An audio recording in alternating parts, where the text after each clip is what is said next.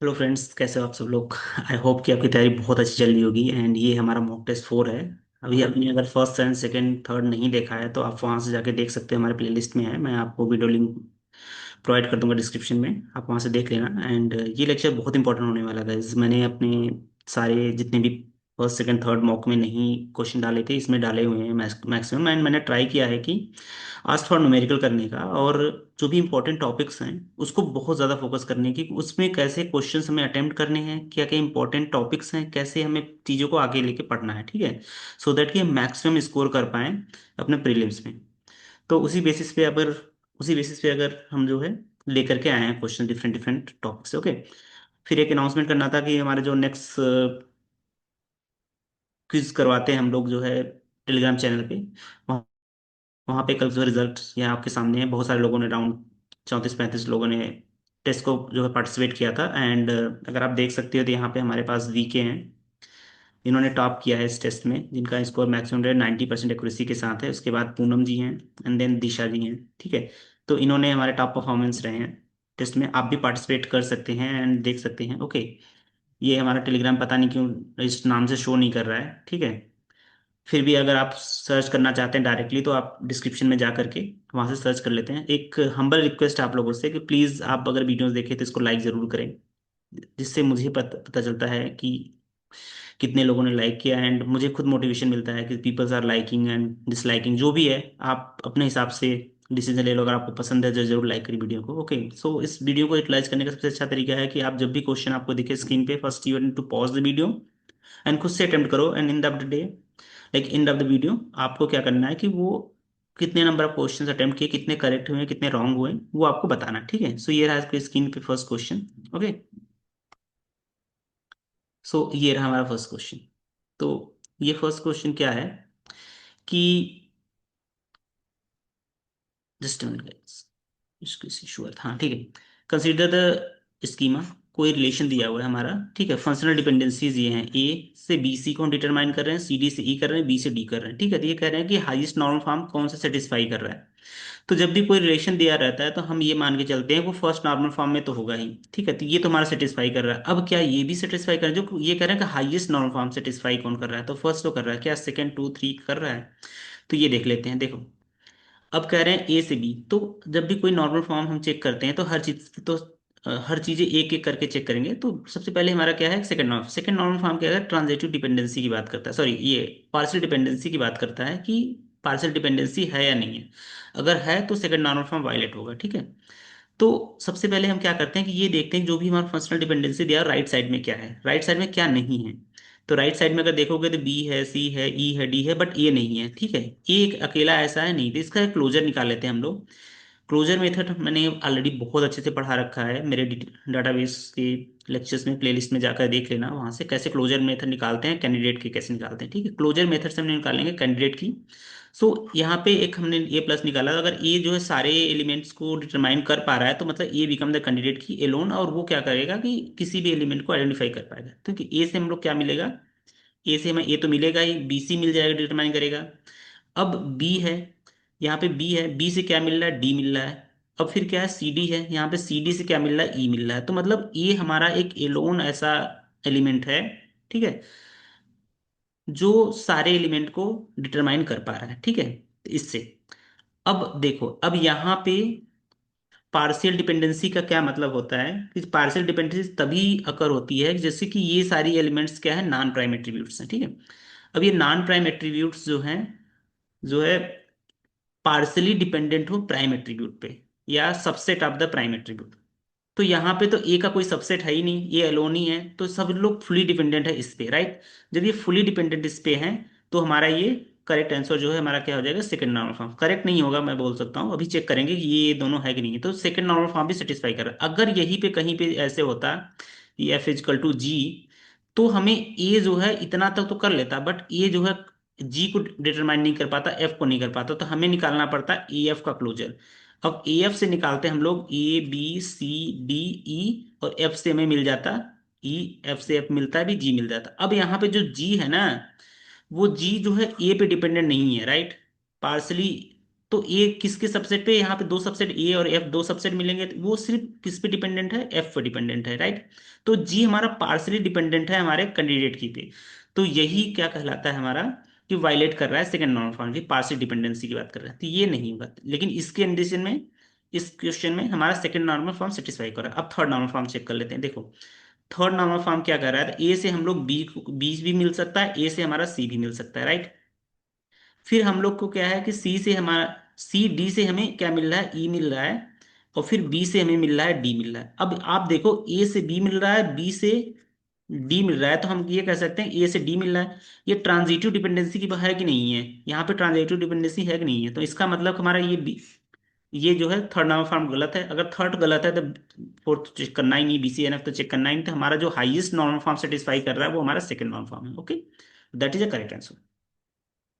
Okay, अब हमारा second question है, ये हमारा क्या है, सॉफ्टवेयर इंजीनियरिंग से क्वेश्चन है, कि ये कह रहे हैं कि ड्यूरिंग द टेस्टिंग फेज, ये टेस्टिंग का क्वेश्चन है, phase of the banking application, कोई बैंकिंग एप्लीकेशन का टेस्ट कर रहे हैं फेज, टेस्टिंग फेज में टेस्टिंग टीम क्या कर रही है, एग्जीक्यूट कर रही है test cases without having knowledge on the internal code structure. मतलब कि उनको इम्प्लीमेंटेशन से कोई लेना देना है, उनको पता नहीं कि अंदर कैसे कोडिंग हुई, कौन सा लूप चल रहा है, क्या चल रहा है, कुछ नहीं पता है उनको, ठीक है। वो फ्रंट एंड टेस्ट कर रहे हैं कि सामने UI पे क्या दिख रहा है, उसकी फंक्शनैलिटीज काम कर रही है, बिजनेस के रिक्वायरमेंट पूरे हो रहे हैं कि नहीं हो रहे हैं, कैसे इंप्लीमेंट हुआ है वो उनका मतलब नहीं है, ठीक है। ये एक बात कर रहे हैं, इंप्लीमेंटेशन डिटेल्स नहीं पता है इनको, पाथ कॉन्फ़िगरेशन नहीं पता है। They purely focus on checking software output match the expected result given input, which type of testing methodology है, ठीक है।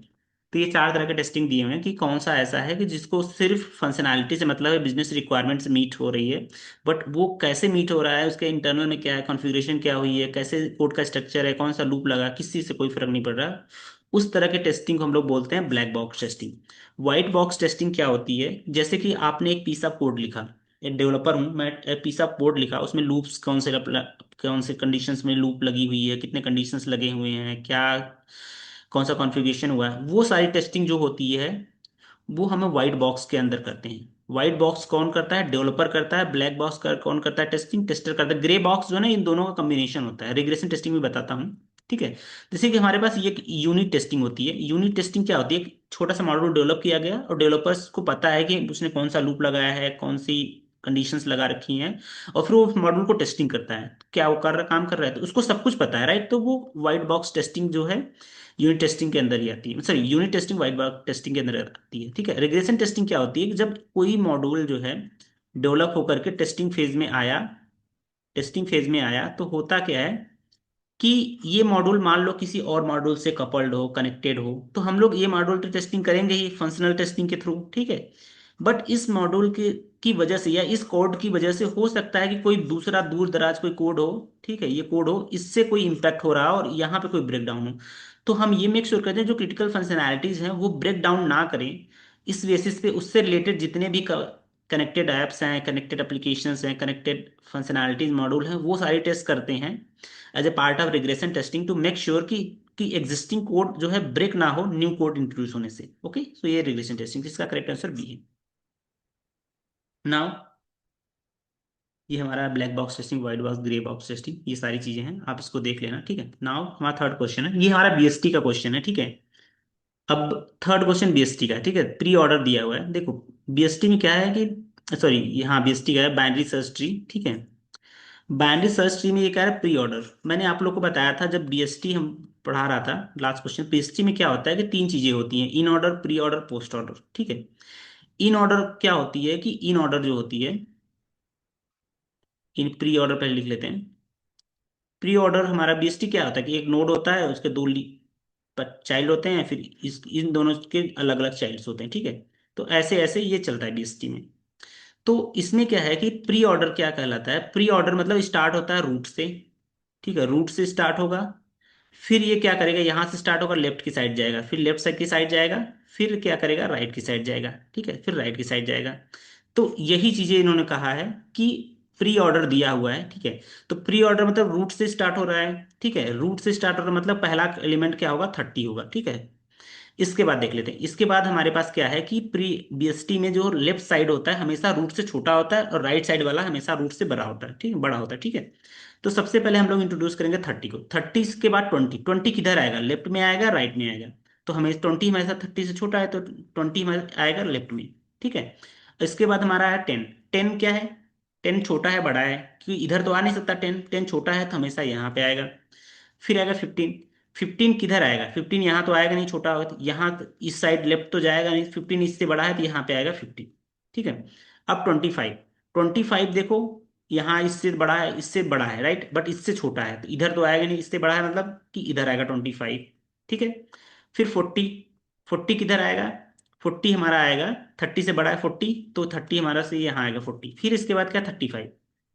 35। 35 छोटा है 40 से, तो यहाँ पे 35 और देन 45। 45 हमारा यहाँ पे आ गया। ठीक है। तो ये देखो, ये एक ये पार्ट हो गया, एक पे एक पार्ट हो गया, एक पे एक पार्ट, तो इसकी हाइट कितनी हो गई? 1 2 3, इसकी हाइट 3 हो गई। ठीक है। अब हमने क्या बोला था आप लोगों से, जब ये बीएसटी आप लोग बना लोगे यूजिंग द प्री ऑर्डर, तो आपको क्या करना है कि आपको जो है पोस्ट ऑर्डर कैसे निकालते, बीएसटी में क्या बोला था कि 3 चीजें होती हैं, pre, in and post. Pre में जो है क्या, फर्स्ट टाइम विजिट कर रहे हैं नोट पे, इन में सेकंड टाइम विजिट कर रहे हैं, पोस्ट में थर्ड टाइम विजिट कर रहे हैं, राइट? थर्ड टाइम विजिट कर रहे हैं। ठीक है। तो इसके लिए सबसे पहले, थर्ड टाइम विजिट करने के लिए सबसे पहले इधर से जाओगे, इधर से जाओगे, इधर से जाओगे, यहाँ पे पहुंचोगे। फर्स्ट टाइम विजिट हुआ, जैसे गए इधर से गए, फर्स्ट टाइम विजिट हुआ यहाँ पे, इसके फर्स्ट टाइम, इसके भी फर्स्ट टाइम। फिर यहाँ से गए, सेकंड टाइम विजिट हुआ, फिर यहाँ से गए, इसकी भी फर्स्ट टाइम विजिट यहाँ पे हुआ, सेकंड टाइम विजिट हुआ, फिर यहाँ पे गए, थर्ड टाइम विजिट हुआ। जैसे ही थर्ड टाइम विजिट हुआ मतलब पोस्ट ऑर्डर आ जाएगा, राइट? हमें पोस्ट ही निकालना, मैं एक ही चीज बताऊंगा, प्री वाला आप लोग देख लेना, और अरे इन वाला देख लेना, प्री तो दिया हुआ। ठीक है। तो पोस्ट ऑर्डर मतलब थर्ड टाइम विजिट हुआ तो मतलब 15 पहले आएगा, तो ये वाला तो एलिमिनेट हो गया। ठीक है। ये सही है, ये सही है, ये सही है। इसके बाद 2 बार तो 10 विजिट हो चुका था, थर्ड टाइम विजिट कर रहे हैं तो मतलब 10 वाला, ये वाला सही है, ये वाला सही है, ये वाला भी गलत हो गया। ठीक है। अब इसके बाद क्या है? फिर 20। Second time visit first visit करते थे, फिर यहाँ पे आएगा, यहाँ पे आएगा, यहाँ पे आएगा, ये थर्ड टाइम विजिट हो गया मतलब 25। 25 आएगा मतलब कि यहाँ पे ये वाला भी गलत हो गया, नेक्स्ट हमारा 25। तो इस तरह से करोगे तो आप आराम से जो है सारे क्वेश्चन, सारे ऑप्शन चेक करोगे वन बाय वन करके, तो ऑप्शन के थ्रू भी एलिमिनेट कर सकते हो, और ये हमारा फर्स्ट का करेक्ट आंसर हो गया। मतलब फर्स्ट टाइम आप विजिट कर रहे हो किसी भी नोट पे, लेफ्ट से हमेशा राइट जाना, सॉरी रूट से हमेशा लेफ्ट जाना देन राइट जाना। ठीक है। फर्स्ट टाइम विजिट कर रहे हो तो प्री में, सेकंड टाइम विजिट कर रहे हो तो इन में, और थर्ड टाइम विजिट कर रहे हो तो पोस्ट ऑर्डर में। ठीक है। ये हमारा कंट्री, ये मैंने अपने तरीके से याद कर रखा है, आप लोग भी फॉलो करोगे तो इजिली याद हो जाएगा। ठीक है। इसका ये कुछ एग्जांपल्स था। ठीक है, कि प्री ऑर्डर में पहले रूट आता है, फिर लेफ्ट जाते हैं, फिर राइट जाते हैं। इन ऑर्डर में लेफ्ट पहले काउंट होता है, क्योंकि सेकंड टाइम में लेफ्ट ही आएगा, फिर रूट आएगा, फिर राइट आएगा, इसमें सबसे लास्ट में रूट आता है। ठीक है। हम इसका क्वेश्चन करेंगे अभी बाद में, मैंने एक क्वेश्चन रखा है इस पे, जिसमें ए बी सी डी कुछ करके है। ठीक है। ये दोनों दिए रहेंगे और ये निकालना रहेगा। ठीक है। तो वो कैसे करेंगे, जब उसमें नंबर नहीं है तो हमें कैसे निकालना रहेगा। ठीक है। ये हमारा शेड्यूलिंग का क्वेश्चन है, सीपीयू शेड्यूलिंग का। ठीक है। इसमें पूछ रहे हैं कि ये 3 प्रोसेस हैं, जिसकी जो तीनों एक साथ आ रहे हैं। ठीक है। मतलब तीनों प्रोसेस एक साथ आ रहे हैं, और ये बोल रहे हैं कि ये तीनों प्रोसेस का एग्जीक्यूशन टाइम, बर्स्ट टाइम जो है, ये हमारा ये 24 second, 3 millisecond and 3 millisecond दिया है। ठीक है। तो चलो इसको क्या करना है कि फर्स्ट कम फर्स्ट सर्व से करना। फर्स्ट कम फर्स्ट सर्व का मतलब क्या होता है कि जो पहले आ रहा है उसी को पहले सर्च, उसको पहले जो है सीपीयू का टाइम मिलेगा, और वो पहले एग्जीक्यूट होगा, उसके बाद जो सीरियल नंबर में। ठीक है। First come first serve. अब देखो यहाँ पे टी बराबर जब 0 था तभी सभी आ गए थे, P1 भी आ गया था, P2 भी आ गया था, P3 भी आ गया था। ठीक है। तो सबसे पहले कौन जाएगा? सबसे पहले P1 जाएगा। ठीक है। P1 पहले आया, सॉरी सॉरी, T0 पे आया तो ठीक है, P1 को मिलेगा। ठीक है। तो P1 को जब मिला ये, तो P1 क्या करेगा? P1 यहाँ से यहाँ तक एग्जीक्यूट किया, मान लो कि P1 किया, ये क्या किया, 24 मिली सेकेंड, 24 मिली सेकेंड पे एग्जीक्यूट किया। ठीक है। P1 यहाँ खत्म हुआ। अब इसके बाद क्या है, P2 जाएगा। अब P2 जब गया यहाँ पे, तो P2 क्या करेगा? P2 तो यहाँ से स्टार्ट करेगा ना, 24 मिली सेकेंड के बाद से स्टार्ट करेगा, तो यहाँ से P2 खत्म होगा। ठीक है। तो यहाँ पे 24 आ जाएगा। अब P2 कितना एग्जीक्यूट करेगा? P2 3 मिली सेकेंड एग्जीक्यूट करेगा, तो यहाँ पे कितना टोटल टाइम हो गया अब तक? तब से वेट रहा है, P3 वेट ही कर रहा है, P3 27 हो गया था। अब यहाँ से P3 जब करेंगे तो ये हमारा एग्जीक्यूट हो जाएगा, ये 30 मिली सेकेंड में। ठीक है। टोटल हो जाएगा 30 मिली सेकेंड में पूरा प्रोसेस एग्जीक्यूट हो। अब कह रहे हैं एवरेज वेटिंग टाइम, पहले वेटिंग टाइम निकाल लेते हैं कि P1 जब आया इमीडिएटली उसको सीपीयू मिल गया, और उसकी वेटिंग टाइम हमारा हो गया 0। तो P1 का वेटिंग टाइम क्या हो गया? 0, क्योंकि इमीडिएटली मिला। P2 को क्या करना पड़ा, यहां से यहां तक उसको वेट करना पड़ा, राइट? P2 को तो उसका वेटिंग टाइम कितना हुआ, यहां से यहां तक टाइम कितना लगा, 24, तो 24 हो गया। अब P3 को क्या हुआ, P3 को यहां से यहां तक वेट करना पड़ा, तो मतलब 24 ये और 3 ये, तो टोटल 27 मिनट वेट करना पड़ा, 27 मिली सेकंड का, इस मिनट नहीं है। ठीक है। अब टोटल ऐड कर दो तो कितना वेटिंग टाइम है यार, तो 7 and 4 11 हो जाएगा, एंड 2 2 4 and 5। ठीक है। ये तो हमारा 51 जो है निकला total waiting time, total waiting time, ठीक है, टोटल वेटिंग टाइम निकला। सो एवरेज वेटिंग टाइम कितना हो जाएगा, ये हम एवरेज वेटिंग टाइम कितना हो जाएगा हमारा, ये होगा 51, और जितने प्रोसेस हैं डिवाइडेड बाई प्रोसेस 3, तो 3 प्रोसेस 3 तो 17, तो इसका करेक्ट आंसर हमारा 17 मिली सेकेंड होगा। ठीक है। ऐसे ही छोटे छोटे न्यूमेरिकल्स आएंगे, आपको देखना है, करना है। ठीक है। आपको मुश्किल से 40 से 45 सेकंड लगेंगे, इससे ज्यादा नहीं लगने चाहिए इन सब क्वेश्चन में। ठीक है। ये ऑप्शन 20 से करेक्ट आंसर। देखें, एक चीज ये है, वेब टेक्नोलॉजी का क्वेश्चन है। ठीक है। इसमें क्या कह रहे हैं कि एक एचटीटीपी मेथड्स हैं, ये सारे एचटीटीपी मेथड्स हैं। ठीक है। Which are the following completely replace, कह रहे हैं कि कौन सा मेथड जो है रिप्लेस करेगा current representations of the target resource with the payload and is considered independent idiom potent. ठीक है। तो ये कौन सा आइडियम पोटेंट कहलाएगा। ठीक है। तो देखो गेट, पहला कह रहे हैं कि ऑप्शन गेट, क्या गेट है जो कंप्लीटली रिप्लेस करता है। गेट क्या करता है, गेट क्या करता है, गेट एक तरह का, देखो कर्ड ऑपरेशन सुना है ना आप, CURD। कर्ड क्या करता है, कर्ड जो है, सी क्या करता है, क्रिएट करता है, यू क्या करता है, अपडेट करता है। ठीक है। और डिलीट करता है। ठीक है। तो ये सारे ऑपरेशंस होते गए। अब गेट क्या कर रहा है, गेट क्या कर रहा है, सेलेक्ट क्वेरी की तरह काम करता है। ठीक है। सेलेक्ट क्वेरी की तरह काम करता है। सेलेक्ट क्वेरी मतलब कि आप सेलेक्ट करके डेटा को फेच कर रहे हो, मतलब कि सर्वर से हम डेटा को रिट्रीव कर रहे हैं। ठीक है। अब मैंने बोला कि गेट आईडी करो, गेट आईडी करो। ठीक है। गेट आईडी करेंगे जहां पे 101, तो 101 का आईडी क्या है, 101, तो अगर 101 से कोई भी आईडी अगर मैच होगी तो वो निकल जाएगा। मान लो कि कोई स्टूडेंट टेबल है, 101 पे राहुल है, इसको दोबारा एग्जीक्यूट करेंगे तब भी राहुल ही आएगा, राइट, ऐसा नहीं दोबारा कोई और आ जाएगा। तो जितनी बार एग्जीक्यूट कर रहे हैं ये यही आ रहा है गेट पे। तो आई आइडियम पोटेंट का क्या मतलब हुआ, इसका मतलब हुआ कि आप जितनी बार भी एग्जीक्यूट करोगे सेम रिजल्ट मिल रहा है, चाहे एक बार एग्जीक्यूट हो चाहे मल्टीपल टाइम एग्जीक्यूट करो, सेम रिजल्ट मिल रहा है उसका। तो ये तो कंसीडर कर रहा है आइडियम, आइडियम पोटेंट को, राइट। बट ये रिप्लेस कर रहा है क्या किसी चीज को, किसी टारगेट को, किसी वैल्यू को, नहीं ना, ये सिर्फ तो इन्फॉर्मेशन ले रहा है। तो ये जो है रीड ओनली मोड में रहता है, ये अपडेट वगैरह कुछ नहीं करता, तो ये पहला वाला गलत है। आइडियम पोटेंट तो है। पोस्ट क्या करता है, पोस्ट करता है कि रिसोर्स को क्रिएट करता है, जैसे कि मैं बोलूं कि पोस्ट, पोस्ट स्टूडेंट, ठीक है, अमित। तो ये क्या रिजल्ट में क्या देगा कि एक अमित की आईडी क्रिएट कर देगा 102 से, और यहाँ पे नेम में क्या डाल देगा, अमित। ठीक है। अमित करके डाल देगा। तो ये क्या किया, अभी दोबारा से अगर मैं फिर से इसको एग्जीक्यूट करूं तो ये आईडी जो इंक्रीज हो जाएगी, 103 हो जाएगी, अगर दोबारा करेंगे तो 104 हो जाएगी, आईडी 1 बाय 1 इंक्रीज होगा। ठीक है। टेबल टेबल हमारा क्या कंसिस्टेंट रहना चाहिए, ऐसा नहीं कि मल्टीपल आईडी, क्या हम लोग प्राइमरी यूज कर रहे हैं, तो जितनी बार एग्जीक्यूट करोगे वो मल्टीपल टाइम चेंज हो जा रहा है, राइट। तो ये रिप्लेस तो कर नहीं रहा है, रिसोर्स को क्रिएट कर रहा है, और आईडी इंपोर्टेंट तो है ही नहीं, क्योंकि मल्टीपल टाइम में डिफरेंट डिफरेंट रिजल्ट मिल रहा है, सेम रिजल्ट नहीं मिल रहा, तो ये होगा नहीं। ठीक है। पुट क्या करता है, डेटा को अपडेट करता है, जैसे कि मैं बोलूँ कि पुट, ठीक है, स्टूडेंट, ठीक है, आईडी इजकल टू मान लो 101 दे दिया, और नेम क्या दे दिया, अमित दे दिया। ठीक है।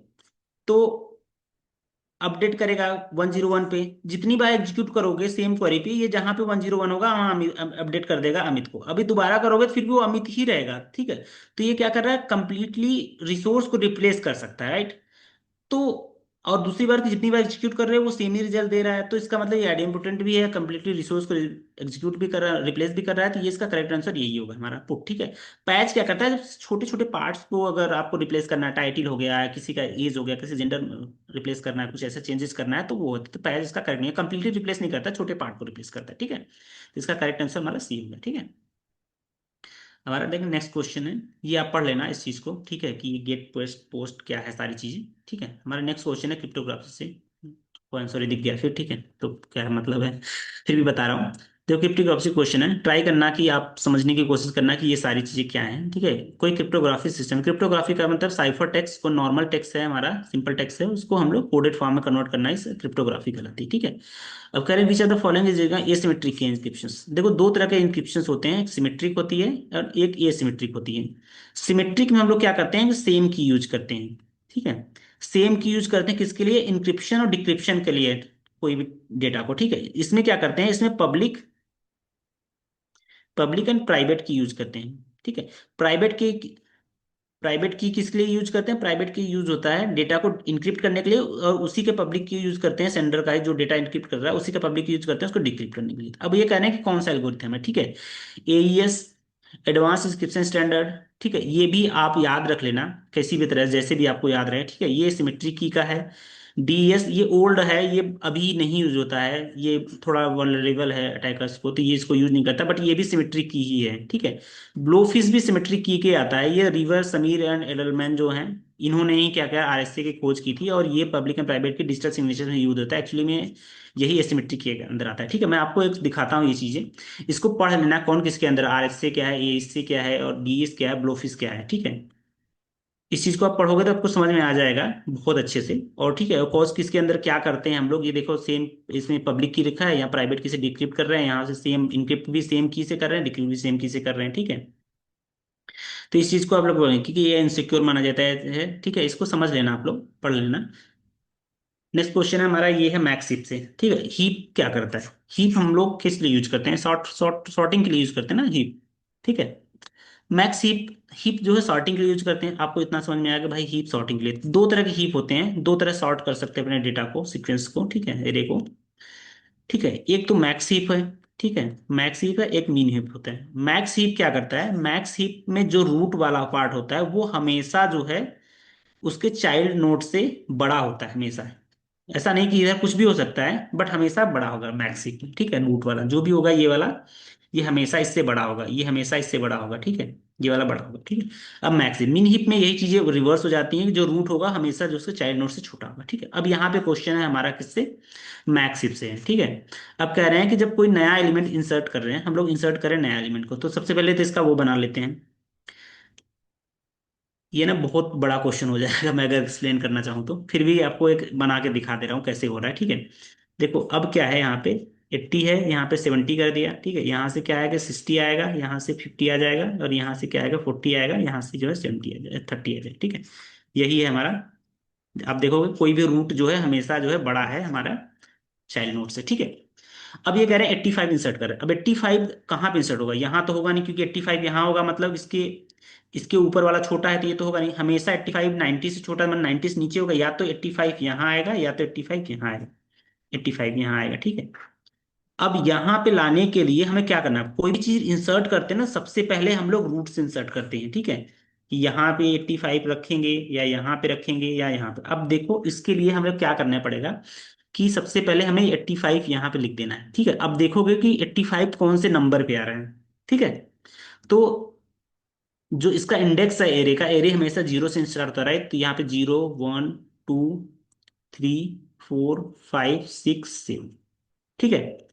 इंडेक्स हमारा जो है 7 है, टोटल इंडेक्स। तो अब 85 को है किसको रिप्लेस करेगा, उसके लिए एल्गोरिथम है कि n-1 / 2, ठीक है। ये हमारा इसका क्या है, एक एल्गोरिथम है, इसके थ्रू हम लोग डिवाइड करते हैं, ठीक है। अब n क्या है, n का कौन से इंडेक्स पे है, ठीक है। इंडेक्स हमारा 85 जिसको इंसर्ट करना वो हमारे 7 इंडेक्स पे है। -1 करेंगे, /2 करेंगे तो आएगा 3। मतलब जो इंडेक्स नंबर 3 है उसको रिप्लेस करेंगे। इंडेक्स नंबर 3 का मतलब है 65, ठीक है। तो नया सीक्वेंस क्या होगा कि 90, 80, 70, 85, 50, 40, 30, 60, ठीक है। ये नया सीक्वेंस। अब क्या है, 85 क्या है, थर्ड सीक्वेंस पे आ गया, ठीक है। तो अब देखो कि थर्ड सीक्वेंस पे आ गया, ठीक है। अब क्या करेंगे हम लोग कि फिर 3 - 1, n-1 / 2, तो कितना होगा, 2 1 आएगा। तो 1 पे कौन है, 0 1, 1 पे ये है 80। अब कंपेयर करेंगे क्या, 80, 80 जो है छोटा है 85 से, करेक्ट है, तो ये रिप्लेस होगा, फिर ये इसके साथ रिप्लेस होगा, तो नया सीक्वेंस बनेगा 90, 85, 70, क्या हो रहा है, 80, 50, 40, 30, 60। अब 85 क्या 90 से छोटा है? करेक्ट है, 85 90 से छोटा है, तो अब ये मैक्सिप नहीं वो करेगा, ठीक है। तो अब ये यही हमारा सीक्वेंस होगा, 90, 85, 70, 90, 85, 70, 80, 50, 40, 30, 60। तो करेक्ट इसका आंसर होगा ये इसी तरह से इंसर्शन और डिलीशन भी सेम तरीके से करते हैं, ठीक है। इसको प्रैक्टिस कर लेना आप लोग, फिर भी कोई डाउट हो तो मुझे कमेंट बॉक्स में बताना, ठीक है। इसका मैंने बहुत ही अच्छे से ब्लॉक डायग्राम बनाया। इनिशियल एरे ऐसे है, इसको फर्स्ट स्टेप में इंसर्ट करना है तो कैसे इंसर्ट होगा, कहाँ पे होगा, ठीक है। पेरेंट नोट कैसे निकालते हैं, कौन से फ्लोर पे जाएगा हम लोग, ठीक है। तो ये सारी चीजें बहुत अच्छे से एक्सप्लेन किया हुआ है मैंने इसमें पूरा एक एक करके इस क्वेश्चन को, तो वहां से आप देख सकते हो, ठीक है। आपको नेक्स्ट क्वेश्चन है कंपाइलर डिजाइनर से। कंपाइलर क्या होता है पहले, इन्होंने क्या क्या बोला है कि एक कंपाइलर डिजाइनर में विच फेज, कौन सा फेज है, इसमें 6 फेज होते हैं, मैं बताऊंगा वन बाय वन का सारे फेज क्यों, ठीक है। Is responsible for checking the source program, कौन सा ऐसा फेज है जो सोर्स प्रोग्राम को चेक करता है, क्या चेक करता है, expression, capability, declarations, gathering types, information, अब कोड जनरेशन में, ठीक है। सो कंपाइलर करता है, कंपाइलर क्या करता है, हमारा जो सोर्स कोड होता है ना, सोर्स कोड होता है ना, इसी को कन्वर्ट करता है किसमें, मशीन कोड में, मशीन कोड में, ठीक है। मशीन कोड मतलब कि जो मशीन हमारा अंडरस्टैंड कर सके, ठीक है, उसको कंपाइल करके, ठीक है, कन्वर्ट करता है। अब उसके फेजेज हैं, यहां से यहां तक लाने में कितने फेजेस हैं, उसके टोटल 6 फेज हैं। पहला हमारा आता है लेक्सियल एनालिसिस, उसका बाद आता है सिंटेक्स एनालिसिस, उसके बाद आता है सेमेंटिक एनालिसिस, कोड ऑप्टिमाइजेशन, ये ना, ये 5वें स्टेप पे आता है गाइस, ठीक है। इसके पहले ये 4th स्टेप पे आता है, ये कोड इंटरमीडिएट करके कुछ रहता है, इंटरमीडिएट एंड करके कुछ रहता है, उसके बाद लास्ट में आता है कोड जनरेशन का पार्ट, ठीक है, कोड जनरेशन, ठीक है। कोड जनरेशन का पार्ट आता है, तो ये कह रहे हैं कि इस कौन से फेज में ये वाली सारी चीजें होती हैं। देखो लेक्सियल एनालिसिस में क्या करता है, जब आप सोर्स कोड लिखोगे ना, तो सोर्स कोड को क्या करेगा कि इस सारे वर्ड को ना ब्रेक कर देगा, और ब्रेक करके सबको टोकन असाइन करेगा, और जो भी स्पेस होंगे आप में कि कोड लिखोगे स्पेस, तो वाइट स्पेसेस रहेंगे, और फिर क्या रहता है कि कुछ कमेंट्स वगैरह करोगे तो सबको रिमूव करके एक टोकन देगा, उसी टोकन को क्या करता है ये सिंटेक्स एनालिसिस चेक करता है कि ग्रामेटिकली एरर तो नहीं है आपके कोड में, ये सारी चीजें, ठीक है। और उसके बाद फिर सेमेंटिक एनालिसिस क्या करता है, आपके चेक करता है जो आपका सोर्स प्रोग्राम है उसका एक्सप्रेशन कैसा है, वो कंपेटिबल है कि नहीं है रन करने के लिए, उसका डिक्लेरेशन कैसा है, उसकी टाइप्स क्या क्या यूज हुए हैं, ठीक है। तो वो सारी, तो इसका करेक्ट आंसर हमारा क्या होगा, सेमेंटिक एनालिसिस। कोड ऑप्टिमाइजेशन क्या करता है, ये आपके कोड जब जनरेट होने से पहले उस कोड को ऑप्टिमाइज करते हैं, मशीन लैंग्वेज कोड को, ठीक है। जिससे में कि क्या होता है, कभी कभी रिडंडेंट कोड भी अवेलेबल होता है आपके सोर्स कोड में, तो उस चीज को रिमूव कर देते हैं, ठीक है। ये कोड ऑप्टिमाइजेशन करते हैं, फिर फाइनल जो कोड जनरेशन होता है, तो ये पूरा प्रोसेस है उसका, कंपाइलर कंपाइलर डिजाइन का, ठीक है। ये पूरा प्रोसेस है, आप इस चीज को पढ़ सकते हैं, यहाँ पे 6 स्टेप है, 6 स्टेप बहुत अच्छे से लिख रखा है, ये पूरा है, ये सारा चीज एक से लेके क्या क्या स्कैनर है, पार्सल्स वगैरह सारी चीजें, ठीक है। इतना बेसिक चीजें पढ़ के जाओ कम से कम, कि जो भी इंपॉर्टेंट नहीं, कम से कम आपको पता हो कि बेसिक क्वेश्चन आया तो आप कर लो, ठीक है। ये सॉफ्टवेयर इंजीनियरिंग से क्वेश्चन है, कह रहे हैं कि which are the following testing is perform the potential customers end user on the side, okay, and completely independent of development team. Potential customers या इंड यूजर की बात कर रहे हैं, ठीक है, वो परफॉर्म कर रहे हैं, और इंडिपेंडेंट डेवलपमेंट टीम से, इसको बीटा टेस्टिंग बोलते हैं गाइस। बीटा टेस्टिंग वो बेच होता है, कोड हमारा कंप्लीट हो चुका है, बिफोर द प्रोडक्शन जाने से पहले कस्टमर चाह रहा है कि एक बार हम लोग टेस्ट करवा लें, 2-4 यूजर को पकड़ करके या अपने कंपनी में किसी को लेकर के, तो उसके लिए हम लोग बीटा टेस्टिंग करते हैं। रिग्रेशन टेस्टिंग बताया, इंटीग्रेशन टेस्टिंग जब दो मल्टीपल कोड्स जो है, मॉड्यूल जो है एक साथ इंटीग्रेट करते हैं, उस टाइम पे मेक श्योर करते हैं सारे कोड काम कर रहे हैं, इंटीग्रेट होने के बाद भी सारी फंक्शनलिटी एक दूसरे का अटैचमेंट होकर काम करें, ठीक है, ये चीजें, ठीक है।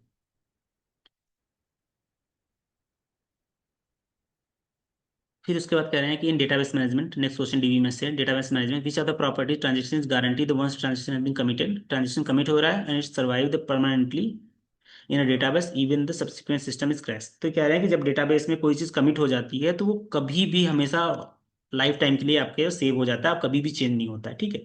तो ये डेटाबेस की प्रॉपर्टी, एसिड प्रॉपर्टी जो होती है डेटाबेस की, ठीक है। एसिड प्रॉपर्टी हर चीज का मतलब होता है, ए का मतलब एटॉमिसिटी होती है, सी का मतलब कंसिस्टेंसी, आई का मतलब आइसोलेशन, एंड डी का मतलब ड्यूरेबिलिटी। एटॉमिसिटी की प्रॉपर्टीज है गाइस, जो भी बता रहे थे कि एटॉमिसिटी क्या करता है, आइदर ऑल, नहीं ये एटॉमिसिटी के नहीं है सॉरी, ये ड्यूरेबिलिटी की प्रॉपर्टीज है, ठीक है। ये कह रहे हैं कि committed and it has been survive permanently, तो ये कोई भी डिजास्टर आ जाए, कुछ भी आ जाए, एक बार डाटाबेस में आपका डेटा कमिट हो गया तो कभी भी कुछ भी आ जाए, वही जो है हमेशा करेक्ट रहेगा, ठीक है। मतलब वही चीजें हमेशा रहेंगी, ऐसा नहीं बदल जाएगा बाद में कुछ हो जाए। आइसोलेशन मतलब दो ट्रांजेक्शन या मल्टीपल ट्रांजेक्शन हो रहे हैं तो सारे ट्रांजेक्शन इंडिपेंडेंटली एग्जीक्यूट हो, एक दूसरे से इंटरफेयर ना करें। कंसिस्टेंसी का मतलब है डेटाबेस ट्रांजेक्शन स्टार्ट होने से पहले, ट्रांजेक्शन स्टार्ट होने से पहले हमारा डेटाबेस कंसिस्टेंट रहे, उसमें इनकंसिस्टेंसी ना आए। एटॉमिसिटी का मतलब है कोई भी ट्रांजेक्शन शुरू हो रहा है तो खत्म हो, या तो ये बिल्कुल स्टार्ट में ही रहे, या तो पूरा खत्म होकर फिनिश होकर कमिट हो जाए डेटाबेस में। इसकी या तो आइदर और, या तो नथिंग, कुछ नहीं हो या तो पूरा हो जाए, ठीक है। इसका UPS का कॉन्सेप्ट है, उसके कॉन्सेप्ट में क्या बोल रहे हैं ये लोग, इसमें ना उसके कॉन्सेप्ट में एक चीज मैं आपको बताऊंगा कि देखो ये कह रहे हैं कि ऑब्जेक्ट प्रोग्रामिंग डेवलपमेंट हो रहा है, which of the creating design patterns, ये सारे पैटर्न से क्रिएट करने के अंडरस्टैंड, मतलब कोई भी देखो कोड करते हैं ना तो हम सारा चीज बहुत चीजें फॉलो करते हैं, कि पैटर्न फॉलो करते हैं, एक एल्गोरिथम फॉलो करते हैं, एक तरह के रूल्स फॉलो करते हैं, ठीक है। तो ये कह रहे हैं कि कौन ऐसे इसमें पैटर्न है जो इंश्योर करता है कि क्लास जो है ओनली वन इंस्टेंस हो throughout the application life cycle and while providing the global point access to the for that instance, मतलब कि एक क्लास है उसकी एक ही रिस्पॉन्सिबिलिटी है, ठीक है। यहाँ पे देखोगे तो बहुत चीजें, इसका करेक्टर सिंगलटन पैटर्न्स है। मैं आपको एक चीज बताऊंगा, यहाँ पे आपको क्या पढ़ना है इसमें, आपको यहाँ पे पढ़ना है सॉलिड पैटर्न।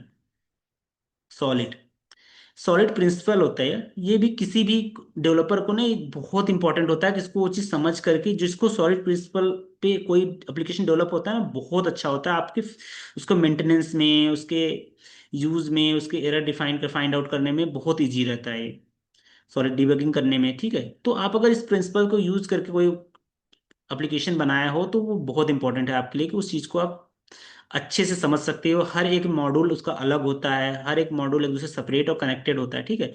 तो उन सारे प्रिंसिपल का हर चीज का एक मतलब होता है, उसमें ना एक ये होता है सिंगलटन इसी को बोलते हैं, ठीक है। सिंगलटन इसी को बोलते हैं, इसका ये मतलब हुआ कि one class should have only one responsibility, मतलब एक क्लास एक ही रिस्पॉन्सिबल कोड हो, उसमें एक ही एक्टिविटी परफॉर्म करे, ठीक है, उसी को सिंगलटन।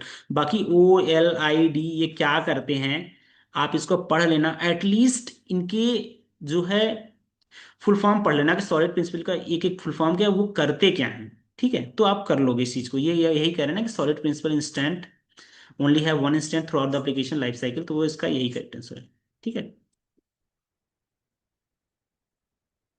हाँ ठीक है। अब ये कह रहे हैं कि in IPv4 which are the following IP addresses reversed reserved for the specifically loop back testing almost all the host to send the packet itself and test the network stack। देखो अभी क्या है कि ये कह रहे हैं कि लूप बैक टेस्टिंग की बात कर रहे हैं, ठीक है। ये लूप बैक टेस्टिंग क्या होती है, ये आपका होमवर्क है पढ़ना, बट आपको मैं बता दूं कि आपने मोस्टली लोगों ने अपने कॉलेज में कभी ना कभी क्या नाम एप्लीकेशन डेवलपमेंट की कोशिश किया होगा। जब कोड रन करते हैं ना तो ब्राउजर में ओपन होता है, राइट, ब्राउजर में ओपन होता है, जो URL का पार्ट होता है, कभी अपने URL पे नोटिस किया है, URL पे लिख के आता है लोकल होस्ट, लोकल होस्ट कुछ 80 या कुछ 57, जो भी ऐसा कुछ कर लिख के आता है, राइट। वो किसके लिए रिजर्व होता है गाइस, उसके लिए यही IP एड्रेस काम करती है हमारी। ये काम करता है 171.127.0.1, इसी को लूप होल टेस्टिंग बोलते हैं, कि आप लूप बैक टेस्टिंग, कि आप लोकल में अपने टेस्टिंग कर रहे हो और वो किस IP पे टेस्ट हो रहा है, इस IP पे टेस्ट हो रहा है, ठीक है। इसका ये सारी चीजें, इसका क्या मतलब है, ये जो हमारा जो है लिमिटेड ब्रॉडकास्ट एड्रेस होती है, ठीक है। ये चीज़ें लिमिटेड ब्रॉडकास्ट एड्रेस होती हैं, ये क्या कहता है कि नॉन रूटेबल मेटा एड्रेस है, ठीक है। तो ये सारी चीज़ें तो ये पढ़ लेना, बट आप लोकल होस्ट का चीज़ें पढ़ लेना कि ये क्यों करते हैं। ये सिंपल सा क्वेश्चन है, आपको पता होना चाहिए कि ये इसका क्या मतलब हुआ, ठीक है। कौन सा IP एड्रेस रिजर्व होता है, ठीक है, लूप बैक टेस्टिंग के लिए। एक ऑपरेटिंग सिस्टम का कॉन्वॉय इफेक्ट की बात कर रहे हैं, कि CPU शेड्यूलिंग में algorithm can suffer from the Conway, कौन सा एल्गोरिथम है, जो मल्टीपल एल्गोरिथम्स है हमारे पास CPU के, जैसे राउंड रॉबिन है, शॉर्टेस्ट ऑफ फर्स्ट है, शॉर्टेस्ट रिमेनिंग टाइम फर्स्ट है, फर्स्ट कम फर्स्ट है, प्रायोरिटी शेड्यूलिंग है, ठीक है। ये सारे शेड्यूल्स हैं हमारे पास CPU शेड्यूलिंग में। वो कह रहे हैं कॉन्वॉय इफेक्ट कौन करता है। कॉन्वॉय इफेक्ट का क्या मतलब हुआ, कॉन्वॉय इफेक्ट का मतलब ये हुआ कि जैसे कि कोई प्रोसेस गया, P1 कोई प्रोसेस गया CPU में एग्जीक्यूट हुआ, फिर P2 कोई प्रोसेस गया CPU में एग्जीक्यूट हुआ, तो वो लाइन बाय लाइन जा रहा था। अब इसमें क्या है कि एक प्रोसेस मान लो इसका हाई प्रायोरिटी है, sorry high wait waiting time worst time है, या फिर एग्जीक्यूशन टाइम है, ठीक है।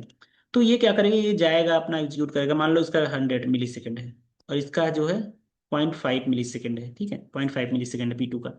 तो ये 100 मिली सेकेंड एग्जीक्यूट करेगा, भले से इसका बर्स्ट टाइम एग्जीक्यूशन टाइम बहुत लो है, फिर भी ये प्रोसेस वेट करेगा, राइट, उसी को बोलते हैं कॉन्वॉय इफेक्ट, ठीक है। तो ये किस में आता है, इसमें मतलब कि वन बाय वन सारे प्रोसेस जा रहे हैं, इवन दो आपका प्रोसेस का वेटिंग टाइम बहुत कम है फिर भी आपको वेट करना पड़ेगा, सॉरी एग्जीक्यूशन टाइम बहुत कम फिर भी आपको वेट करना पड़ेगा, क्योंकि जो है higher execution time worst time जो है ऑलरेडी प्रोसेस एग्जीक्यूट हो रहा है, ठीक है। तो ये इसका कॉन्वर्ट, ये कहलाता है हमारा फर्स्ट कम फर्स्ट सर्व में, कि वन बाय वन एग्जीक्यूट हो रहा है, एक गया वो एग्जीक्यूट हुआ, आपको वेट करना पड़ेगा जब तक वो एग्जीक्यूट नहीं होगा। इसका प्रीएम्प्टिव नॉन प्रीएम्प्टिव होती है, ये प्रीएम्प्ट नहीं करता है अपने प्रोसेस को, ठीक है। राउंड रॉबिन में क्या आता है, टाइम टाइम क्वांटम की बात करता है, टाइम क्वांटम की बात करता है कि मतलब कि ऐसा नहीं है, आपको सब प्रोसेस पे टाइम दे दिया जाएगा, 2 मिली सेकेंड 3 मिली सेकेंड तक आप एग्जीक्यूट करोगे, उसके बाद आप प्रीएम्प्ट हो जाओगे, फिर दूसरा प्रोसेस जाएगा और वन बाय वन करके ये सारे क्यू में जितने भी प्रोसेस होंगे वो सबको एग्जीक्यूट करेगा। शॉर्टेस्ट जॉब फर्स्ट में ये देखता है किसकी जॉब सबसे शॉर्टेस्ट है, किसका एग्जीक्यूशन टाइम सबसे शॉर्ट है, उसको एग्जीक्यूट करेंगे। प्रायोरिटी शेड्यूलिंग में देखा जाएगा कि किसकी प्रायोरिटी सबसे हाई है, उसको एग्जीक्यूट किया जाएगा, ठीक है।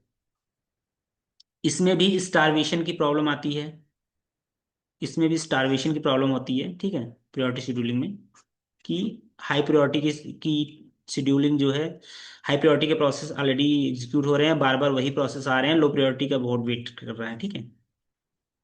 तो ये चीजें करेक्ट हैं इसके, ठीक है। उसके बाद एक कहता है कि BCNF, by code normal forms, ठीक है। BCNF क्या है कि ये बहुत ही स्ट्रिक्टर नॉर्मल फॉर्म है, ये मतलब ऑलरेडी क्वालिफाइड है first second third normal form. इसके बाद BCNF तो कह रहे हैं कि कोई रिलेशन हमारा आर BCNF में है if and only if every non trivial functional dependency इतना, ठीक है। नॉन ट्रिवियल फंक्शनल डिपेंडेंसी का क्या मतलब है, ट्रिवियल नॉन ट्रिवियल। देखो ट्रिवियल फंक्शनल डिपेंडेंसी क्या होती है, अगर मैं बोलूँ कि ए बी जो है मिलकर के बी डिफाइन कर रहे हैं, कोई लॉजिक बनता है आपको। मुझे बी पता है, मैं बोल रहा हूँ कि दोनों मिलकर के भी बी खोज रहे हैं, तो कोई तो है नहीं, मैं बोलूँ कि मैं और मेरा दोस्त मिलकर के मैं अपने दोस्त को खोज रहा हूँ, तो ये लॉजिक कोई बनता नहीं, तो इसी को बोलते हैं ट्रिवियल डिपेंडेंसी। तो ये तो ट्रिवियल नॉन ट्रिवियल का मतलब है कि अगर ए बी मिल करके सी को खोजे तो ये लॉजिक बनता है, ये नॉन ट्रिवियल के अंदर आता है, ठीक है।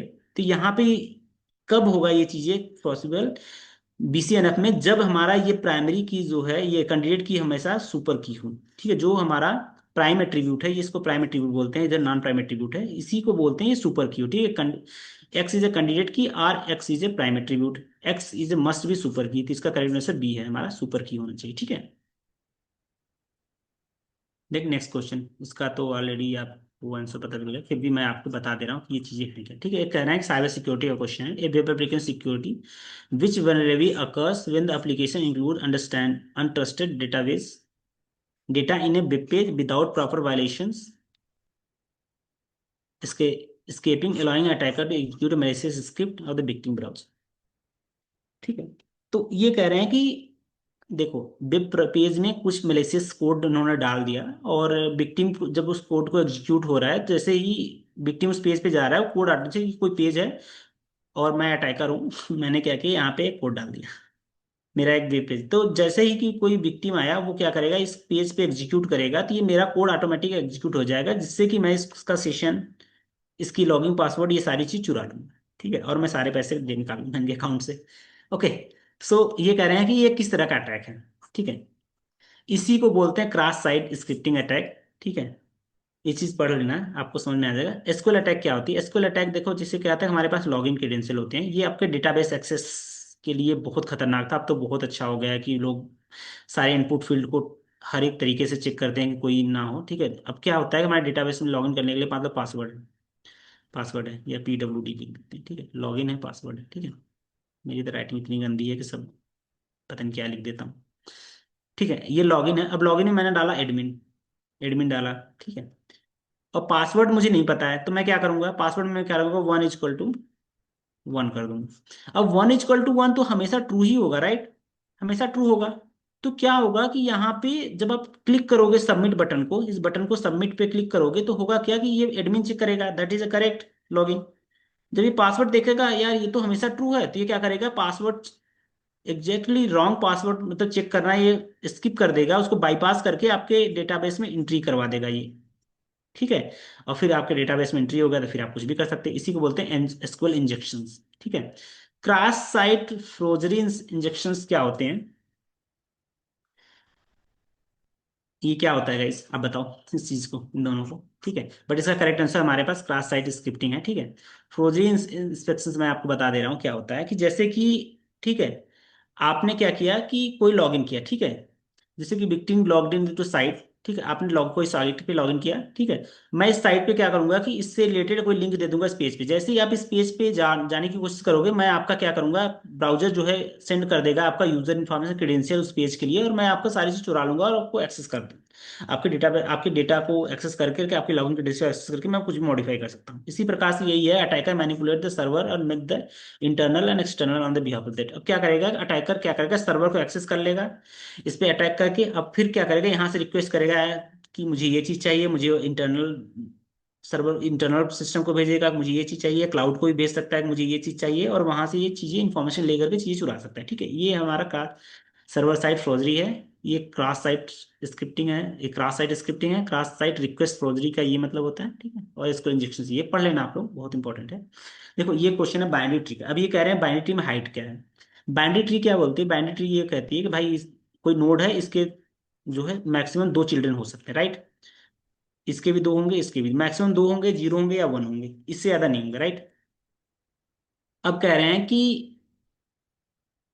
एक maximum number of node, what is the maximum number node, कह रहे हैं कि कितने नोड हैं इसमें, इस ट्री में, एक ट्री में, ठीक है, जिसकी हाइट h है। इसकी हाइट मतलब कि ये मिला हुआ है, इसका ये बोला है कि इन्होंने ये h हाइट है, ठीक है, इसकी हाइट h है। Assuming that the height of the tree of a single root node is 0, मतलब कह रहे हैं कि h बराबर 0 है, मतलब इसकी बात कर रहे हैं, ठीक है, यही बस सिंगल नोड है। तो अब इसके बाद कह रहे हैं कितना number, total number of node है, तो ये तो टोटल नंबर नोड तो एक ही आएगा, राइट। अब ये कह रहे हैं कि एक आएगा, बट ये तो कुछ ऐसा नहीं, लेकिन हमको पता है कि हाइट हमारी 0 है, तो यहाँ पे जो एच दिया है हाइट वो 0 है और नोड हमारा 1 है। तो इसमें सब में रख लो, एक तो ये ऑप्शन है कि सब में रख लो, ये क्या आएगा, एक रखोगे 2 - 1, ये 1 ही आ जाएगा, दैट्स करेक्ट, ये ऑप्शन करेक्ट हो गया। ये 2 1 होगा, एच क्या है, एच हमारे पास 0 है, पर ये 0 नहीं, ये नहीं होगा। एच 0 है तो 0 2 के पावर 0 1 आएगा, 1 - 1 ये 0 आ जाएगा, 0 नोड आ गया, ये तो गलत हो गया, ये गलत हो गया। एच में एक 0 किया, 0 + 1 1 2 के पावर 1, मतलब 2 - 1, तो इसका नोड कितना आएगा, एक आएगा, तो ये करेक्ट हो गया। 2 के पावर ये 2 नोड आएगा, इसमें नहीं आएगा, ये करेक्ट। ये तो क्या होगा, ये तो इसमें भी 2 आएंगे, ठीक है, क्योंकि एच में 0 2 के पावर 0 = 1, 1 + 1 = 2। तो करेक्ट आंसर इसका ये है। अब एक तो ये मेथड है कि आप ऑप्शन देख के सोच सेलेक्ट कर लो, ठीक है। दूसरा क्या है कि देखो, अब कोई हाइट है, ठीक है, अब ये हाइट है, ठीक है, अब आपको पता है कि अगर एक एक नोड है तो हम लिख सकते हैं कि 2 के पावर 0 प्लस, अगर 2 नोड हैं इसके, इस रूट के 2 नोड हैं, तो क्या करेंगे 2 के पावर 1। फिर इसके कितने मैक्सिमम नोड हो सकते हैं इस लेवल पे, अगर हाइट हमारी 2 है तो 2 हाइट पे कितने होंगे, 1 2 3 4, मतलब कि हम कह सकते हैं कि 2 के पावर 4, ठीक है, सॉरी 2 के पावर, ये 4 है ना, तो 2 के पावर 2 हो गए ना, टोटल 4 नोड हो गए, ठीक है। तो अब देख रहे हो 0 1 2, तो नेक्स्ट वाला क्या आएगा, 2 के पावर 3 आएगा, नेक्स्ट वाला क्या आएगा, 2 के पावर 4 आएगा, नेक्स्ट वाला करके देखा 2 के पावर n - 1, n - 1 आ गया, ठीक है, n - 1 एच या h - 1। तो ये एक चीज देखोगे तो ये क्या है कि जियोमेट्री से चीज फॉलो कर रहा है ना, जियोमेट्री प्रोग्रेशन को फॉलो कर रहा है, जियोमेट्री प्रोग्रेशन को फॉलो कर रहा है, तो हम जियोमेट्री प्रोग्रेशन सम कैसे निकालते हैं, 2 के पावर n - 1 - 1 / 2 - 1। तो ये क्या होगा, 2 के पावर h - 1, सॉरी ये 2 के पावर h + 1, ये प्लस रहता है, माइनस नहीं करता गाइस, +1 - 1 / 2 - 1, ये क्या आएगा, 2 के पावर h + 1 - 1, यही इसका करेक्ट आंसर होगा, जो कि ये भी है, ठीक है। तो इस तरह से निकाल भी सकते हैं हम लोग, ऐसा कुछ नहीं है। बट ये जैसे आपको पता चल गया, क्या पता चला, दो चीज की रूट कैसे निकालते हैं, और ये हमारा क्या है, total number of nodes, notes कितने टोटल हैं वो निकाल देगा इस तरह से। ये क्या है कि टोटल हाइट ऑफ द, ये हाइट कैसे निकालते हैं कि अगर यहां से करते, ये एक हाइट हो गया, इसकी हाइट 2 हो गई, ठीक है, इस तरह से हाइट निकालते हैं, ठीक है। तो अब ये उप्स का कॉन्सेप्ट है, ठीक है, उप्स के कॉन्सेप्ट में क्या बोलना है कि पॉलीमॉर्फिज्म के क्वेश्चन हैं, ठीक है। कह रहे हैं कि ऑब्जेक्ट ओरिएंटेड प्रोग्रामिंग है a mechanism hiding the internal implementation details of an object and expose only the necessary details of the outside the world, ठीक है। अब ऑप्शंस पढ़ते हैं, कह रहे हैं कि सिर्फ इम्प्लीमेंटेशन पार्ट हाइड कर रहे हैं और सिर्फ नेसेसरी पार्ट जो है दिखा रहे हैं, मतलब कि सारे इम्प्लीमेंटेशन कोड वगैरह सब हाइड कर देना है, जो आपको नेसेसरी है आपके लिए वही दिखा रहे हैं, ठीक है। अब सारे ऑप्शंस पढ़ोगे तो क्या आपको दिख रहा है, मोस्टली लोगों को तो पता है, ठीक है, फिर भी मैं ऑप्शन इंक्लूड कर दे रहा हूँ आपको। जैसे ये पॉलीमॉर्फिज्म है, पॉलीमॉर्फिज्म का मतलब होता है कि मैनी फॉर्म्स, मतलब एक ही चीज की बहुत सारे फॉर्म, एक ही क्लास के डिफरेंट डिफरेंट यूजेस हैं बेस्ड ऑन द आर्गुमेंट जो पास कर रहे हैं। रियल टाइम एग्जाम्पल बताऊं तो कोई टीचर है, बच्चों के सामने जब क्लास में होता है तो उसका बिहेवियर बच्चों के लिए अलग होता है, स्टूडेंट के लिए। अगर वही घर गया है तो उसके अपने अपने बच्चे के लिए बिहेवियर अलग होगा, अपने पेरेंट्स के लिए, अपने अपने वाइफ के लिए बिहेवियर अलग हो रहा है। तो सेम पर्सन का डिफरेंट डिफरेंट बिहेवियर है, डिफरेंट डिफरेंट वर्क है। तो यही भी है कि एक इंसान, एक क्लास का डिफरेंट डिफरेंट वर्क हो रहा है, ठीक है। उसके बहुत सारे फॉर्म्स हैं। इनहेरिटेंस का मतलब होता है कि सीधी सी बात है, इनहेरिटेंस तो आपको पता है कि एंसेस्टर्स हैं, उनकी कुछ प्रॉपर्टीज आप में आ रही है तो उन्हें वो इनहेरिट कर रहे हैं, ठीक है। इनकैप्सुलेशन का मतलब ये होता है कि जो भी आपके पास डेटा है उसको एक कैप्सूल में डाल करके रैप कर दो। जैसे कि आप कैप्सूल पढ़ा, दवाई देखी होगी, कैप्सूल आपने देखा होगा। उसमें क्या होता है, विटामिन होते हैं, मिनरल्स होते हैं कुछ, अगर नहीं है तो, अगर फिर उसके बाद एंटीबायोटिक्स होते हैं, उस सबको बैक कैप्सूल में डाल देना। यही इनकैप्सुलेशन की बात होती है कि मल्टीपल मॉड्यूल्स को एक कैप्सूल में डाल करके रैप कर देना।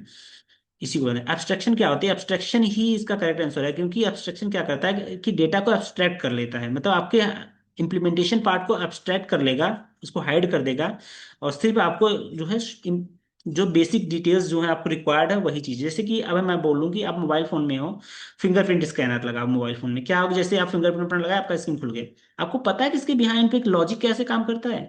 फिंगरप्रिंट जैसे डाला, आपका फिंगरप्रिंट स्कैन करेगा, फिर ये फिंगरप्रिंट स्कैनर क्या करेगा, अपने डेटाबेस में मैच जाके करेगा, और मैच होगा, फिर जो ऑथेंटिकेशन कंफर्म करेगा, फिर ये क्या करेगा, लॉगिन कर देगा आपके मोबाइल फोन पे। तो क्या ये चीजें आपको पता दिखना चाहिए क्या, कि कैसे लॉगिन कर रहा है, कहाँ चेक कर रहा है, क्यों देखना है, राइट। आपको काम है मोबाइल ओपन किया देखा, तो क्या इम्प्लीमेंटेशन पार्ट हाइड है, बट आपका फंक्शनलिटी जो है चल रही है। तो ये इसका करेक्ट आंसर हो गया एब्स्ट्रैक्शन, ओके। नेक्स्ट क्वेश्चन हमारा क्या है, कंप्यूटर ऑर्गेनाइजेशन से है। ये कह रहे हैं कि when a CPU attempt to read or write the location in a main memory and specific data block is not found in cache memory, okay, eventually ये refer to the। जब कह रहे हैं कि कोई भी डेटा हमारे पास क्या है, कि सीपीयू होता है, सीपीयू है, फिर क्या है, कैशे है, फिर क्या है, सॉरी ये गलत कर दिया मैंने, पहले क्या आता है, रैम आती है, फिर आता है कैशे आता है, ठीक है। फिर हमारे पास क्या आती है, कैशे आती है, फिर हमारे पास क्या आते हैं, सीपीयू होता है, ठीक है। सीपीयू आती है, तो सबसे पहले सीपीयू आएगा, रैम में कैशे में चेक करेगा, नहीं मिला तो रैम में चेक करेगा। तो ये यही कह रहे हैं कि specific not found the cache, जो इसमें नहीं मिला तो इसमें मिला, तो इसको चीज को क्या बोलते हैं, इसी को बोलते हैं गाइस कि कैशे मिस हो गया, हमारा कैशे मिस हो गया, ठीक है। कैशे पेनाल्टी क्या है, ये आपके लिए होमवर्क है, आप बताना। कैशे हिट क्या होता है, कि मिल गया तो कैशे हिट हो गया, पेज फॉल्ट, तो जब इसमें नहीं मिलेगा रैम में, तो वो क्या करेगा, फिर एसएसडी में खोजेगा। उसी को बोलते हैं कि रैम में हमारा डेटा नहीं है तो फेस फॉल्ट के लिए चला जाएगा, ठीक है। ये सारी मेमोरीज क्या है, वोलाटाइल मेमोरी है, ठीक है। और ये क्या है, आपका परमानेंट मेमोरी है। इसमें कोई भी डेटा होगा, वो जब भी रिफ्रेश करोगे, सिस्टम पर ऑन ऑफ करोगे अपना, वो डेटा रिफ्रेश हो जाएगा, वो फिर से खत्म हो जाएगा, डिलीट हो जाएगा, ठीक है, ये समझ लो। ये आप देखो साइबर सिक्योरिटी की बात कर रहे हैं, ठीक है। इन क्रिप्टोग्राफी में क्या बोल रहे हैं कि एक अटैकर हुआ है, ठीक है, advisedly access the set of the distinct cipher text, ठीक है। ये कह रहे हैं कि जब डिफरेंट डिफरेंट जो है साइफर टेक्स्ट को लेकर के, और उसके उसके बाद उसके corresponding decrypt the plain text, ठीक है। an attempt to reduce the secret key of the discovered vulnerability or decrypt the future payload is known as, मतलब कि कुछ कंडीशन दिए हैं, करें कौन कौन सा कंडीशन इस कितने इस तरह के जो साइफर टेक्स्ट अटैक होते हैं वो किससे मैच कर रहे हैं, ठीक है। तो ये क्या कह रहे हैं कि जो है साइफर टेक्स्ट ले करके जो है उसके करस्पॉन्डिंग हम डिक्रिप्ट करें। साइफर टेक्स्ट क्या होता है, इनकोडेड होता है, राइट। तो उसको डिकोड करके डिक्रिप्ट करके, कौन से की से डिक्रिप्ट किया, ठीक है, साइफर टेक्स्ट को कौन से कोड से डिक्रिप्ट करके, कौन से की से डिक्रिप्ट किया, उस बेसिस पे करके हम लोग अटैक कर रहे हैं। तो इसको क्या बोलते हैं, अभी मैं एक एक करके एक्सप्लेन करता हूँ। ये नॉन प्लेन टेक्स्ट, मतलब मुझे प्लेन टेक्स्ट पता है, ठीक है, प्लेन टेक्स्ट पता है, प्लेन टेक्स्ट उसके करस्पॉन्डिंग हमें साइफर टेक्स्ट पता है, साइफर टेक्स्ट पता है, प्लेन टेक्स्ट हो गया, साइफर टेक्स्ट पता है। तो प्लेन टेक्स्ट मल्टीपल दो तीन प्लेन टेक्स्ट पता है, साइफर टेक्स्ट पता है, मतलब प्लेन टेक्स्ट को क्या इंक्रिप्ट किया होगा, फिर साइफर टेक्स्ट में कन्वर्ट किया होगा, ठीक है। तो हमें इस बेसिस पे दो चार, तो अटैकर क्या करेगा, उसका पैटर्न को खोजने की कोशिश करेगा कि यह किस पैटर्न पे है, कैसे ये इनक्रिप्ट हुआ, तो ये कैसे जनरेट किया साइफर टेक्स्ट में, क्या एल्गोरिथम फॉलो हुआ, उस पर करके फिर आपको अटैक करेगा। आपका जो टेक्स्ट होगा उस पर यूज करके वो क्या करेगा, आपके कोड पे, आपके डेटा पे वही चीज अपडेट करेगा और रीड करने की कोशिश करेगा, आपका जो डेटा होगा, ठीक है। ये इस बेसिस पे ये क्या कर रहा है, cipher text only.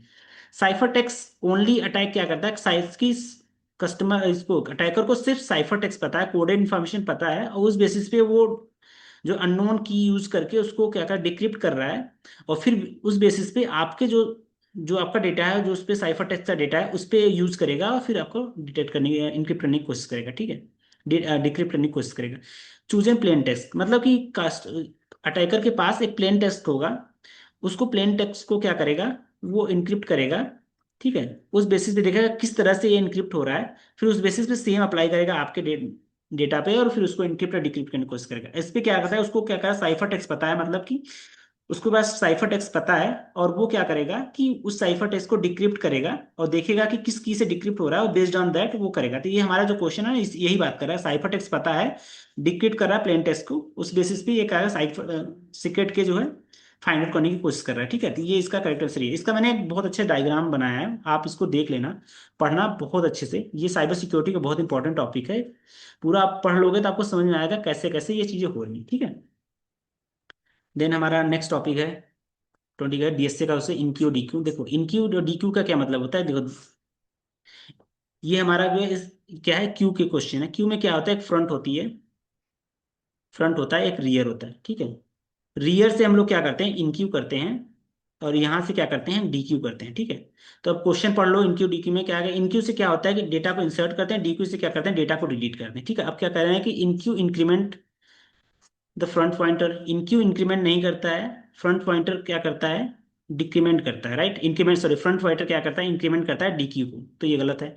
इनक्यू increment the front pointer, इनक्यू क्या करता है, इंक्रीमेंट होता है इन द फ्रंट पॉइंटर से, इससे इंक्रीमेंट होता है, करेक्ट है। Dequeue increment the front, so enqueue increment the rear pointer and dequeue increment the front pointer, तो इसका करेक्ट आंसर यही है। ठीक है,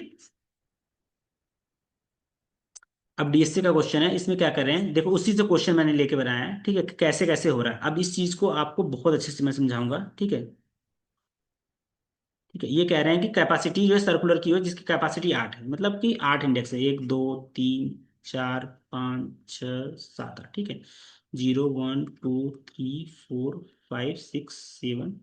ठीक है, टोटल 8 कैपेसिटी है, जो कि इंडेक्स हमारा स्टार्ट हो रहा है 0 से 1 2 3। अब ठीक है, पहले में क्या कर रहे हैं कि हमारा फ्रंट एंड रियर जो है दोनों माइनस माइनस 1 है। ठीक है, यही कह रहे हैं ना कि 0 से 1 इंडेक्स में initially the empty both the key front end rear end pointer set to the -1। ठीक है, using the following sequence executed, पहले एग्जीक्यूट कर रहे हैं। ठीक है, इनक्यू किया तो मैं मान के चल रहा हूँ, तो इधर से इनक्यू हो रहा है। ठीक है, इनक्यू हो रहा है, इधर से मान लो डीक्यू हो जाएगा। ठीक है, डीक्यू हो रहा है, तो पहले 10 ये सीक्वेंस किया। ठीक है, अब देखो जैसे ही 10 हुआ, तो अभी क्या इनक्यू कहाँ पे पॉइंट आउट करेगा, यहीं पे पॉइंट आउट करेगा, डीक्यू भी यहीं पे पॉइंट आउट करेगा। तो इसका मतलब है कि ये इन दोनों इंक्रीमेंट हो गए, ये इंक्रीमेंट हुआ एक, ये भी इंक्रीमेंट हुआ 0, राइट।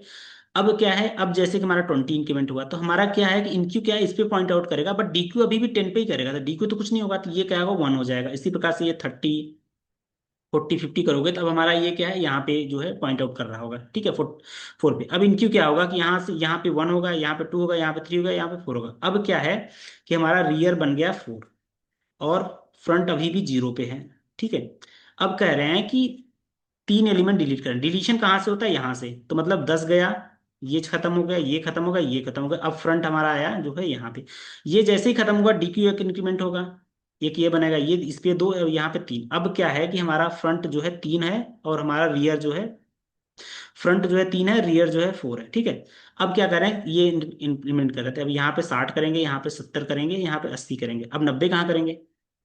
तो हमारा जैसे ही यहाँ तक गया, तो यहाँ पे 4 है, अभी 4 बचा है, तो ये 5 हो जाएगा, ये 6 हो जाएगा, ये 7 हो जाएगा।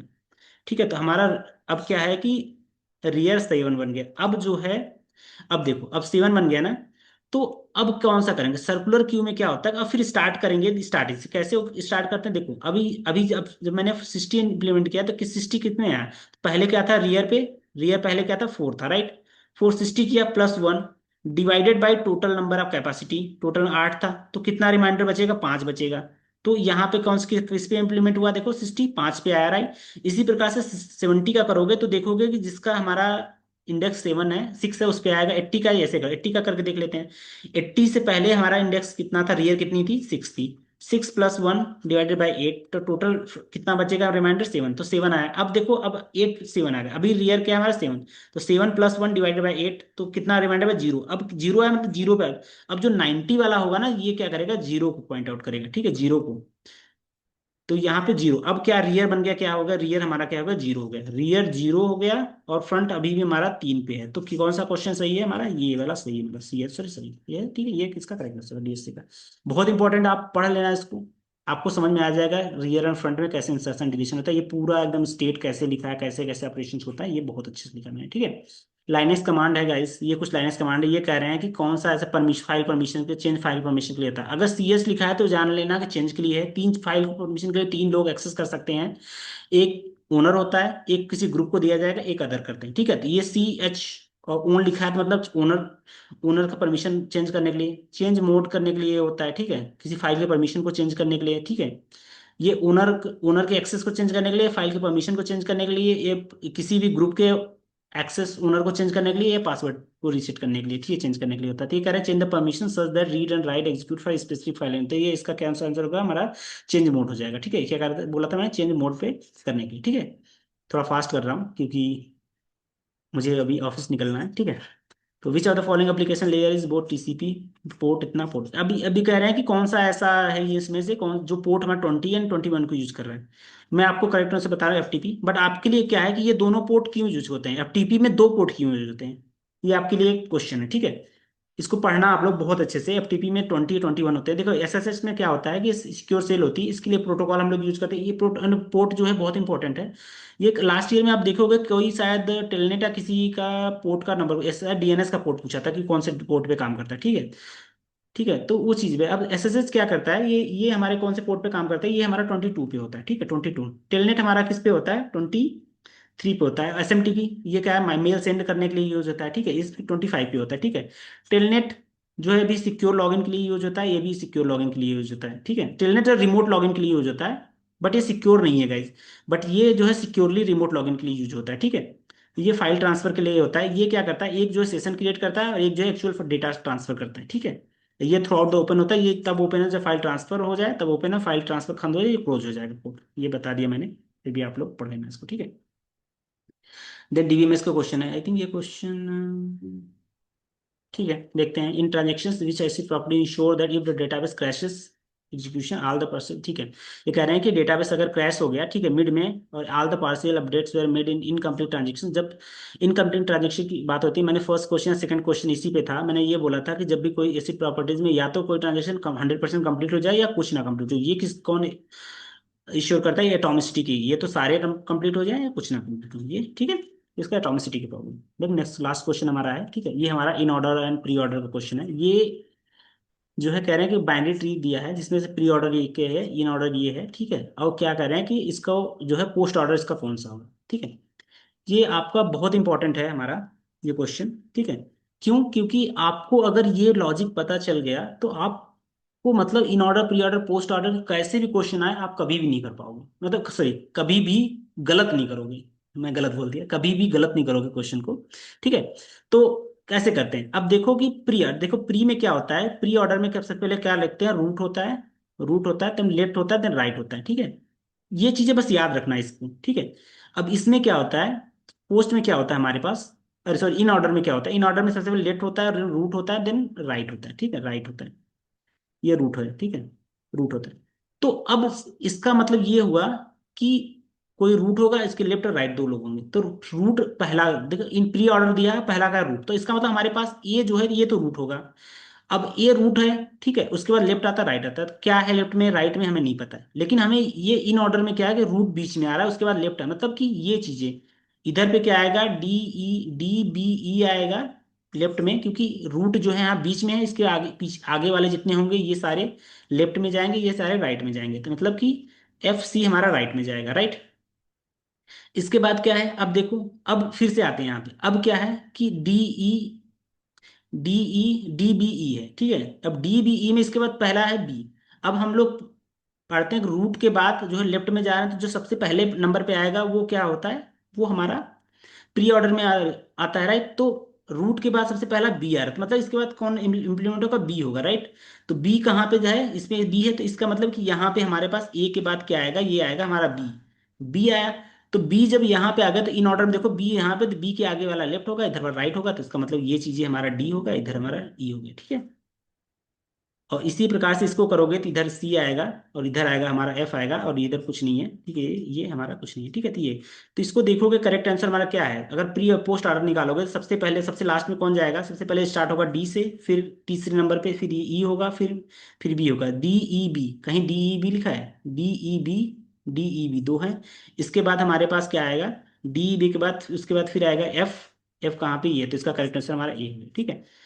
क्योंकि हमारा पोस्ट ऑर्डर जो है 3 बार, मैंने अभी क्वेश्चन करवाया था, थर्ड टाइम पे जब विजिट कर रहे हैं तो उसको होगा, ठीक है। तो ये आप आज का सारा लेक्चर था, इसका मैंने विजुअल डायग्राम बना रखा है, आप मेरे टेलीग्राम चैनल पे जो है जा करके इसको डाउनलोड करना है कैसे कैसे सॉल्व किया। ओके, तो गाइज ये आज का पूरा लेक्चर था, आप जरूर देखना इसको एंड लेट मी नो कि अगर कोई डाउट हो, कोई इशू है। ओके, मैं आज थोड़ा जब बहुत फास्ट पढ़ाया हूँ, मैंने ट्राई किया सब कुछ बहुत अच्छे से करने का, फिर भी बहुत फास्ट किया मैंने।